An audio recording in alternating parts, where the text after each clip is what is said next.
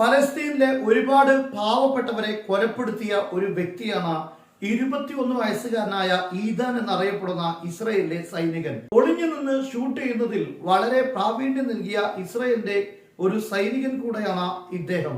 ഈ ഫോട്ടോ കാണുമ്പോൾ തന്നെ അധികം പ്രായമായിട്ടില്ല എന്ന് ബോധ്യപ്പെടും. 21 വയസ്സ് മാത്രമേ അദ്ദേഹത്തിന് പ്രായമായിട്ടുള്ളൂ. പക്ഷെ ഒരുപാട് ആളുകളെ സോഷ്യൽ മീഡിയ പരിശോധിക്കുമ്പോൾ ഫലസ്തീനിൽ നിന്ന് വരുന്ന വാർത്തകൾ ധാരാളം ഫലസ്തീനികളെ വെടിവെച്ച് കൊന്ന വ്യക്തിയാണ് ഈ കാണുന്ന 21കാരൻ എന്നാണ്. എന്നാൽ കഴിഞ്ഞ ദിവസം, അതായത് 17-ാം തീയതി ജബാലിയയിൽ വെച്ചുകൊണ്ടാണ് ഇദ്ദേഹത്തെ ഹമാസിന്റെ സ്നൈപ്പർ വെടിവെച്ചു കൊണ്ടിരിക്കുന്നത്. അദ്ദേഹം അടങ്ങുന്ന ഒരു സംഘം ഒരു ബിൽഡിങ്ങിലേക്ക് നീങ്ങുകയാണ്. അതെല്ലാം ഹമാസിന്റെ പോരാളികൾ കൃത്യമായി നിരീക്ഷിക്കുകയാണ്. അവർ നീങ്ങുന്നതെല്ലാം നിരീക്ഷിച്ച് അവസാനം ഈ വ്യക്തി ഫോണും എടുത്ത് മുകളിലേക്ക് കയറി വന്ന് വിളിക്കാൻ വേണ്ടി തയ്യാറാവുകയാണ്. ഒരു ബീമിന്റെ മറവിൽ അദ്ദേഹം മാറി നിൽക്കുന്നു. എന്നിട്ട് മൊബൈലിൽ അദ്ദേഹം എന്തോ ചെക്ക് ചെയ്യുന്നുണ്ടായിരുന്നു. അല്പം ഒന്ന് ഈ പില്ലറിൽ നിന്ന്, തൂണിൽ നിന്ന് മാറി നിൽക്കുന്നതോട് കൂടെയാണ് കൃത്യമായി അദ്ദേഹം തൂണിലേക്ക് മാറുന്നതും ആ തൂണിൽ നിന്ന് തിരിച്ചു വരുന്നതും പ്രതീക്ഷിച്ചുകൊണ്ടാണ് യഥാർത്ഥത്തിൽ ഫലസ്തീനിലെ സ്നൈപ്പർ ഏതോ ബിൽഡിങ്ങിനകത്ത് ഒളിഞ്ഞിരിക്കുന്നത്. ആ നീക്കം കണ്ട ഉടനെ തന്നെ കൃത്യമായി വെടിവെക്കുകയും നേരെ ഈ ഈദാൻ എന്നറിയപ്പെടുന്ന സ്നൈപ്പറുടെ തലയിലേക്ക് തുളച്ചു കയറുകയായിരുന്നു ഹമാസ് പോരാളിയുടെ വെടിയുണ്ട. അതോടെ ഫലസ്തീനിൽ നരഹത്യക്ക് വലിയ രൂപത്തിലുള്ള പിന്തുണ നൽകിയിരുന്ന 21കാരനായ ഈദാൻ ഫലസ്തീനിന്റെ മണ്ണിൽ പെടഞ്ഞു മരിക്കുകയാണ്. ഇസ്രായേലിനകത്ത് ഈ ഈദാന്റെ കുടുംബത്തിന് ഉൾക്കൊള്ളാൻ കഴിയുന്നതായിരുന്നില്ല ഈ ഒരു സാഹചര്യം. ഏതാനും ആഴ്ചകളായി ശക്തമായ ഏറ്റുമുട്ടലാണ് ജബാലിയയിലും അതുപോലെ തന്നെ ബൈത്തുലാഹിയ തുടങ്ങിയിട്ടുള്ള ഈ ഗസയുടെ വടക്ക് ഭാഗത്ത് നടന്നുകൊണ്ടിരിക്കുന്നത്. ശക്തമായ ഏറ്റുമുട്ടൽ ഒരു ഭാഗത്ത് ആയുധങ്ങളുമായി നടന്നുകൊണ്ടിരിക്കുമ്പോൾ തന്നെ ഇസ്രായേൽ പാവപ്പെട്ട വടക്ക് ഭാഗത്തുള്ള ഗസയിലെ ആളുകൾക്ക് ഭക്ഷണവും വെള്ളവും നിഷേധിച്ചു കൊണ്ടിരിക്കുകയാണ്. അങ്ങോട്ട് പോകുന്ന എല്ലാ സംവിധാനങ്ങളും സഹായങ്ങളെയും ഇസ്രായേൽ തടഞ്ഞു വെക്കുന്നു. അതോടൊപ്പം തന്നെ അവരുടെ ഹോസ്പിറ്റലുകളും അതുപോലെ ആതുര സേവന സംവിധാനങ്ങളൊക്കെയും തകർത്തുകൊണ്ടിരിക്കുകയാണ്. ഗസയിലിന് തകർക്കാൻ ബാക്കിയൊന്നുമില്ല. പക്ഷെ വടക്ക് ഭാഗത്തുള്ള കാര്യം അതിലേറെ ഗുരുതരമാണ്.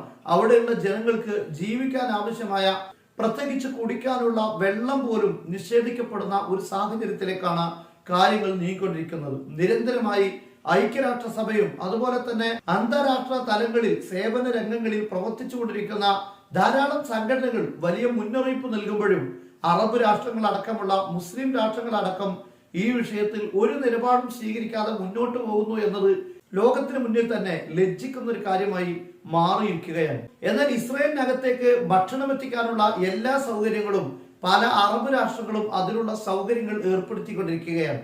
നമുക്കറിയാം, ചെങ്കടലിലൂടെ ഇസ്രായേലിലേക്കുള്ള എല്ലാ സർവീസുകളും ഹൂത്തികൾ തടഞ്ഞു വെക്കുമ്പോൾ അതിന് ബദൽ പരിഹാരമായി സൗദി അറേബ്യ അടക്കമുള്ള, ജോർദാൻ അടക്കമുള്ള രാഷ്ട്രങ്ങൾ ഇസ്രായേലിലേക്കുള്ള ചരക്ക് നീക്കം സൗകര്യപ്പെടുത്തുകയാണ്. ചുരുങ്ങിയത് ഗസയിലുള്ള ആളുകൾക്കും ഭക്ഷണം എത്തിക്കണമെന്ന ഒരു ഉപാധി പോലും മുന്നോട്ട് വെക്കാൻ ഈ രാഷ്ട്രങ്ങൾക്ക് കഴിയാതെ പോകുന്നു എന്നത് ദുഃഖകരമായ ഒരു കാര്യമാണ്. അതേസമയം ഹിസ്ബുള്ള അടക്കമുള്ള ഫലസ്തീനിലെ വിമോചന പ്രസ്ഥാനങ്ങളും പോരാളികളും അതിശക്തമായ രൂപത്തിൽ ചെറുത്തുനിൽപ്പ് നടത്തിക്കൊണ്ടിരിക്കുകയാണ്. അവർ ടണലുകൾക്കുള്ളിൽ ഭക്ഷണവും മറ്റു സൗകര്യങ്ങളും ഒക്കെ സംഭരിച്ചത് കൊണ്ട് തന്നെ ആയുധങ്ങൾക്കോ അല്ലെങ്കിൽ മറ്റു സൗകര്യങ്ങൾക്കോ അടിസ്ഥാന സൗകര്യങ്ങൾക്കോ അവർക്ക് പ്രശ്നമില്ല എന്ന് മനസ്സിലാക്കാം. അത് കാരണം ഇസ്രായേലിന്റെ സൈന്യം ഇപ്പോഴും അവിടെ ശക്തമായ രൂപത്തിലുള്ള ഏറ്റുമുട്ടലിന് വിധേയമാവുകയാണ്. ഗസയിൽ എവിടെയും ഇസ്രായേൽ സൈന്യം പിടിച്ചടക്കിയതായി ഒരിടവുമില്ല. നെൽസ്രീം എന്നറിയപ്പെടുന്ന ഗസയുടെ 2 ഭാഗങ്ങളായി പിളർത്തുന്ന ഒരു ചെക്ക് പോസ്റ്റ് മാത്രമാണ് സൈനികർ സുരക്ഷിതമായി അവിടെ താവളം തയ്യാറാക്കിയിട്ടുള്ളത്. എന്നാൽ ബാക്കിയുള്ള എല്ലാ ഭാഗങ്ങളും ഇപ്പോഴും ശക്തമായ പോരാട്ടമാണ്. ഇസ്രായേലിന്റെ ഒരു സൈനികൻ തന്നെ ഈ അടുത്ത് പറഞ്ഞിരിക്കുന്നത് വെള്ളത്തിന്റെ ഒരു അവസ്ഥയാണ് ഗസയിൽ ഉള്ളത് എന്നാണ്. നമ്മൾ ചെല്ലുമ്പോൾ വെള്ളം നീങ്ങിപ്പോകുന്നു, അതായത് ഹമാസിന്റെ പോരാളികൾ എങ്ങോട്ടോ പിൻവലിയുന്നു, നമ്മൾ നീങ്ങുന്നതോടുകൂടെ ആ ഇടങ്ങളിലേക്ക് അവർ കയറി വരുന്നു. അങ്ങനെ പൂർണ്ണമായി നിർമ്മാർജ്ജനം ചെയ്യുക എന്നത് അസാധ്യമായൊരു അധ്യായമായി 400 ദിവസം കഴിയുമ്പോഴും 2ാമത്തെ വർഷത്തിലേക്ക് കടക്കുമ്പോഴും ഗസയുടെ കാര്യം അതുപോലെ നിലനിൽക്കുകയാണ്. ഈ കഴിഞ്ഞ ദിവസവും 2-3 സൈനികർ മരണപ്പെട്ടു എന്ന് പറഞ്ഞുകൊണ്ട് ഇസ്രായേലിന്റെ പത്രങ്ങൾ തന്നെ അവരുടെ ഫോട്ടോകൾ പുറത്തുവിട്ടിട്ടുണ്ട്. അതിനു മുമ്പ് തൊട്ടടുത്ത ദിവസം 5 പേർ മരണപ്പെടുന്നു, അതിന്റെ തൊട്ടു മുമ്പുള്ള ദിവസവും 5 പേർ മരണപ്പെടുന്നു. ഇങ്ങനെ തുടങ്ങി ഗസയിലേക്ക് ഇസ്രായേൽ കൊണ്ടുവന്നിട്ടുള്ള വലിയ പ്രധാനപ്പെട്ട സൈനിക നേതാക്കളൊക്കെ ഒന്നിനു പിറകെ ഒന്നായി വധിക്കപ്പെട്ടുകൊണ്ടിരിക്കുകയാണ്. ഇസ്രായേലിന്റെ ഏറ്റവും വലിയ പ്രതാപമായിരുന്ന ഗോലാനി എന്നറിയപ്പെടുന്ന സൈനിക ബ്രിഗേഡ് ഏകദേശം വലിയ രൂപത്തിലും തകർന്നിരിക്കുകയാണ്.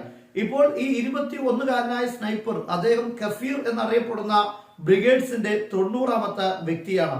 അദ്ദേഹത്തിനാണ് ഇപ്പോൾ ദാരുണാന്ത്യം ഉണ്ടായിരിക്കുന്നത്. എന്നാൽ ഇത്രയും വലിയ പ്രതിരോധം ഉണ്ടായിട്ടും എന്തിനാണ് ഗസയിൽ ഒരു നേട്ടവും ഉണ്ടാക്കാൻ കഴിയാതെ, സൈനികമായ നേട്ടം ഉണ്ടാക്കാൻ കഴിയാതെ ഇനിയും എന്തിനവിടെ നിൽക്കണം എന്ന ഒരു പ്രധാനപ്പെട്ട ചോദ്യത്തിന് മറുപടിയാണ് ഇസ്രായേലിന്റെ ഉപരോധങ്ങൾ. ആ ഗസയിലെ വടക്ക് ഭാഗത്തെ പൂർണ്ണമായും ഉപരോധിച്ച് ആളുകളെ കൊന്ന് അധിനിവേശ സൈന്യം നിലനിൽക്കുമ്പോൾ, വർഷങ്ങൾ നീണ്ടു നിൽക്കുമ്പോൾ അല്ലെങ്കിൽ കാലങ്ങൾ നീണ്ടു നിൽക്കുമ്പോൾ സ്വാഭാവികമായും പിൻവലിയേണ്ട സാഹചര്യം, നിർബന്ധിത സാഹചര്യം ഗസയിലെ പോരാളികൾക്ക് ഉണ്ടാകുമെന്നാണ് ഇസ്രായേൽ മനസ്സിലാക്കുന്നത്. അതേസമയം ഈ ഗസയിലെ പോരാളികൾക്ക് മറ്റുള്ള ഇടങ്ങളിൽ നിന്ന് ടണൽ വഴി ഭക്ഷണങ്ങളും സൗകര്യങ്ങളും എത്തുന്നുണ്ട് എങ്കിൽ ഒരിക്കലും തന്നെ അത് അവസാനിക്കുകയില്ല. നേരെ മറിച്ച് ഇസ്രായേലിന്റെ സൈനികരെ ഓരോന്നോരോന്നായി കൊന്ന് തള്ളാനുള്ള ഒരു ഏറ്റവും വലിയ സുഗമമായ വഴിയായി അത് മാറുമെന്നതാണ് അപ്പുറത്തുള്ള ഒരു നമ്മൾ മറ്റു രീതിയിൽ അതിനെ വായിക്കുമ്പോൾ മനസ്സിലാക്കാൻ സാധിക്കുന്നത്. നിലവിൽ സാഹചര്യങ്ങളെല്ലാം വിലയിരുത്തുമ്പോൾ ഇസ്രായേലിന്റെയും അമേരിക്കയുടെയും എല്ലാ സ്ട്രാറ്റജിയും തകർന്നു എന്നാണ് മനസ്സിലാക്കാൻ സാധിക്കുന്നത്. അതേസമയത്ത് യുദ്ധത്തിന്റെ ചില ടാക്ടിക്കൽ ആയിട്ടുള്ള ചില വിജയങ്ങൾ അവർക്കുണ്ടായിട്ടുണ്ട്. അതായത് ബിൽഡിംഗ് തകർക്കുക, ആളുകൾ കൊല്ലുക, ഇത്തരം കാര്യങ്ങളൊക്കെ ടാക്ടിക്കൽ ആയിട്ടുള്ള സംഭവങ്ങൾ. സ്ട്രാറ്റജിക്കലി യുദ്ധം സമ്പൂർണമായ പരാജയമാണ് എന്ന് തന്നെയാണ് ലോകമൊക്കെയും വിലയിരുത്തിക്കൊണ്ടിരിക്കുന്നത്.